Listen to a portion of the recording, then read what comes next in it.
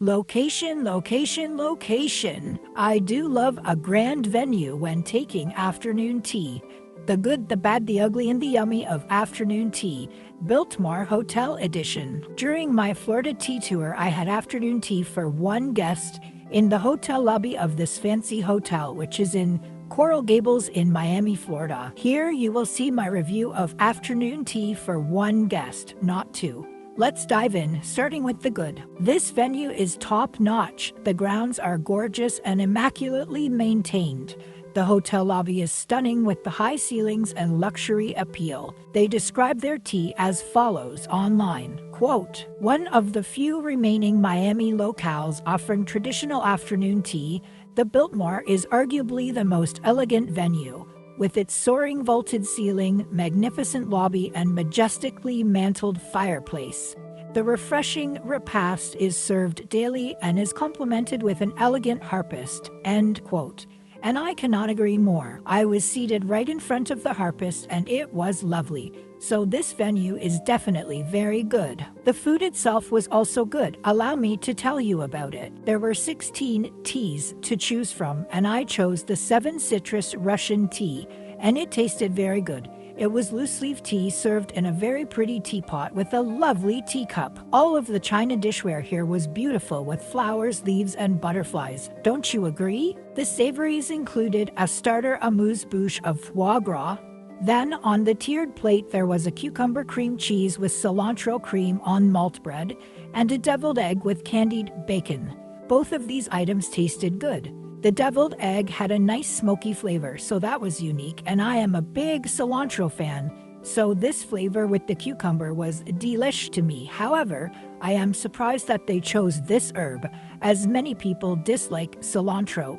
These first 2 items pleased me. Next, I ate the curry chicken salad on pumpernickel and the roast beef with quail egg and capers on multigrain bread. This item looked quite interesting with the quail egg presentation. It tasted okay to me but wasn't my favorite bite. The curry chicken sandwich was nicely filled and had great flavor. I decided I didn't need the top bread and ate it open-faced. Overall, all 4 of these savories tasted good. Other guests received a smoked salmon mousse, but I don't eat salmon and I got a second cucumber sandwich instead. The neighboring table let me take a quick photo of theirs, and you can see that pink-colored item in the middle is the salmon. Next, I like to eat the scone tier. Each guest receives 1 scone here. The scone was a citrus scone, and it was served with Devonshire cream, lemon curd, and apple butter. I am thrilled to report that they are serving authentic clotted cream here, or pretty close to it as far as I could discern. And I do know the difference. So I was happy with discovering that. The scone itself was fresh and a reasonable size. It was a cakey scone and tasted good.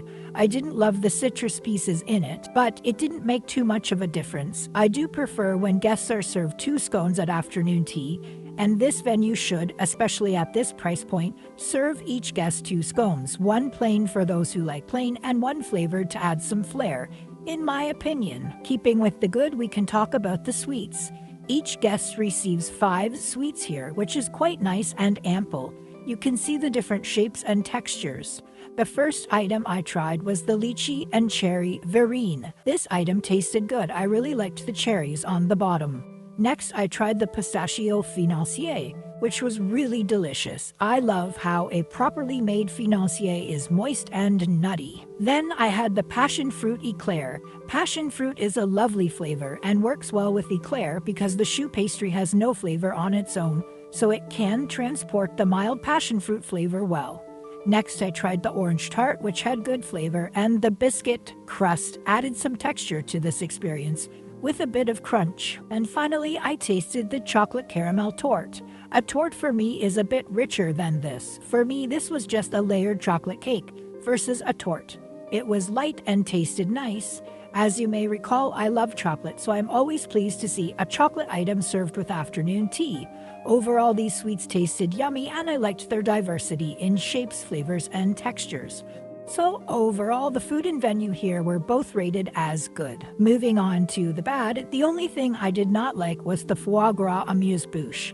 I did take a bite, but it wasn't for me. If you're into this delicacy, you would classify this as good. and not bad, but this is my review and it's the one bad aspect I found. The ugly, nothing here was ugly. The venue was gorgeous and the service was very good. Shout out to Nestor, who not only serves afternoon tea but sings happy birthday to guests in multiple languages.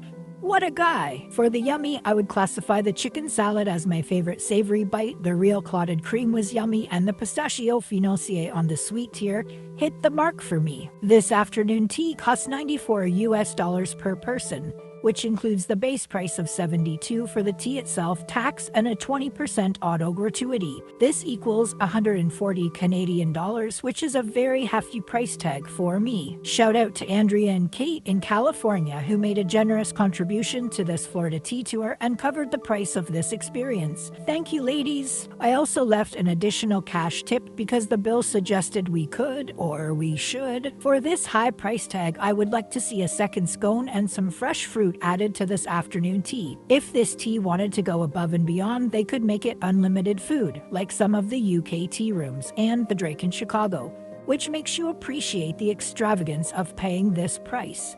Based on my experience, the venue, and the price, my Queen of Afternoon Tea rating is 4 out of 5 stars. Have you been to Biltmore for afternoon tea? Would you go? Please like, share, and comment below, and please follow and subscribe for more tea reviews. Next up, we're still in Florida. For more of the Florida Tea Tour, stay tuned, tea friends.